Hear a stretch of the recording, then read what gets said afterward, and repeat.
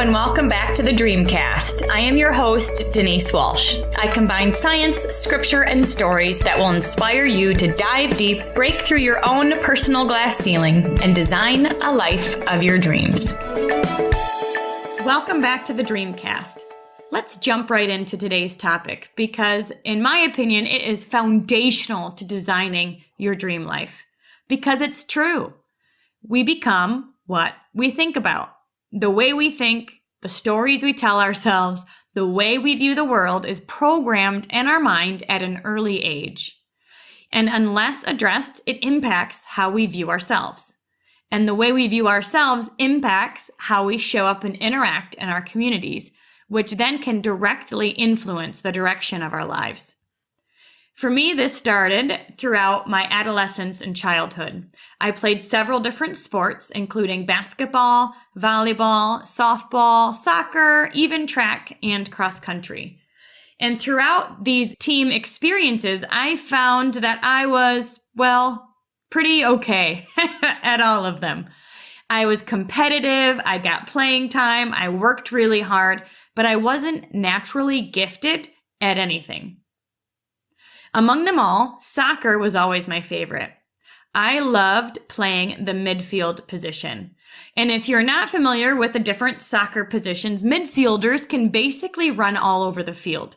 Their job is to link the team by moving the ball into the opposite side of the field of the defenders, where we then pass it to the team forwards, who then shoot the goal. I loved this position. I ran anywhere I wanted around the field. I threw the ball in when it went out of bounds. I was fast and competitive, and I played with a lot of grit.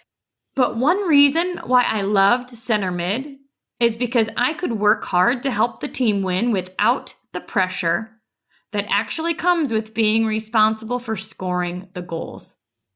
Somewhere along the way, I convinced myself that I didn't have enough skill to score.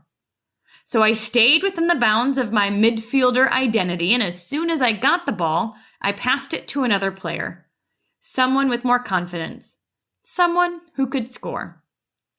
I have always identified with being a hard worker, but never as the best in anything. Even in school, I got good grades because I studied hard, not because I was smarter. So in group projects, I deferred to other group members to make decisions, and I did the grunt work. I was good at many things, but as I saw myself in soccer, I didn't see myself as being naturally talented. So because I was just a hard worker and not actually good at it, I would default to the people that I deemed better than me. This view of myself transferred even into a work environment. I would sit in meetings and believe that other people had better ideas or more to offer. I would say, just tell me what to do and I'll do it well. But I was never the one that came forward with the ideas because I didn't really trust that what I had to say was of any value. Have you ever heard the poem, "Watch your thoughts, they become words. Watch your words, they become actions. Watch your actions, they become habits. Watch your habits, they become character. Watch your character, for it becomes your destiny." I love this poem. In fact, Brandon and I had it up on the wall in our first home because the message is simple and clear. Watch your thoughts, for it becomes your destiny. At an early age, the thoughts I was telling myself were, pass the ball. You're a grunt worker. You're always second place. Let somebody else do it because they are better, they know more, and we trust their judgment more than our own. Along the way, I had to decide if that's who I wanted to be. Now, the way that we think impacts also the words that we speak, right? Watch your thoughts, they become words.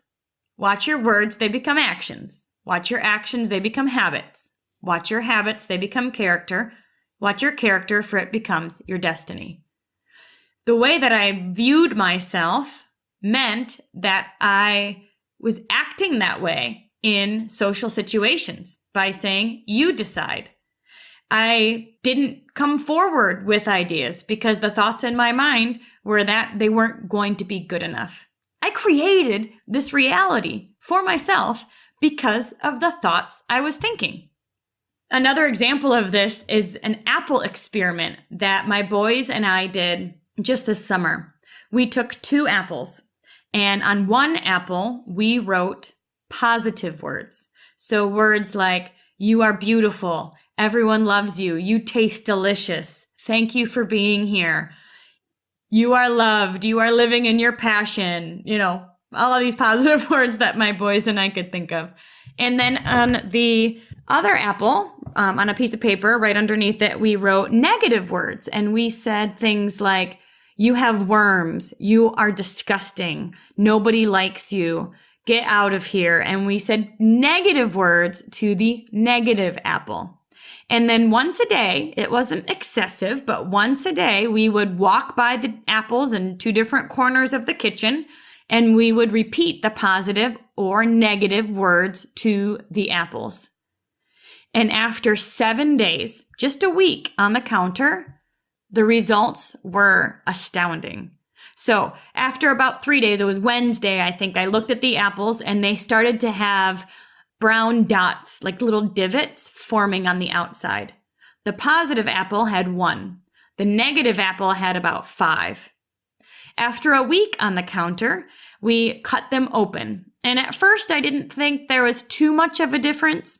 They were sitting out on the counter for maybe 5 to 10 minutes. I came back and I saw the negative apple was basically brown, while the positive apple was still white. Isn't that so interesting? The thoughts that became words impacted the physical reality of the apple. We become what we think about, truly. And the Bible teaches that if we change our thoughts, we can change everything. Our communication, our behaviors, our relationships, etc. This is the way that we were created. The Bible teaches us to take control of our thoughts and challenges us to put life-affirming thoughts front and center. Take a look at these passages from scriptures that reflect this idea. 2 Corinthians 10:5 says, take every thought captive. Proverbs 23:7 says, as a man thinketh in his heart, so is he. Proverbs 18:21 says, death and life are in the power of the tongue. Your thoughts become words. And Romans 12:2 says, do not conform to the pattern of this world, but be transformed by the renewing of your mind. Take every thought captive and then make a choice. What do you want to be experiencing? How do you want to show up in the world? How do you want to be? Science is confirming this too.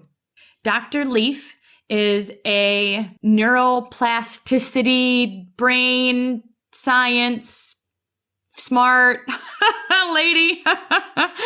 I'll get her exact credentials and post it in the show notes below. But she has been studying the mind-brain connection since the early 1980s. And through their research and clinical experience working with people all over the world, they have developed the geodesic learning theory.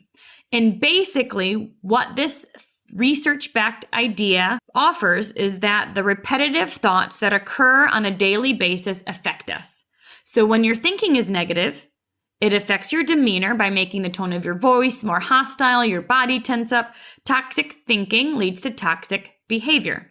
The reverse is also true. Positive thoughts lead to positive behavior, communication, which creates a cycle of further positivity and thinking. And geodesic basically means that it becomes a habit, a thought habit. Negative thoughts become a habit. Positive thoughts can also become a habit. And since you become what you think about, and the Bible teaches us to take our thoughts captive and then choose who we want to be, what we want life to look like, and even how we want to feel, we can create new habits that then will impact our new reality. The beautiful thing is that once we recognize these self-sabotaging or self-limiting beliefs, we can take back our power and work to change them.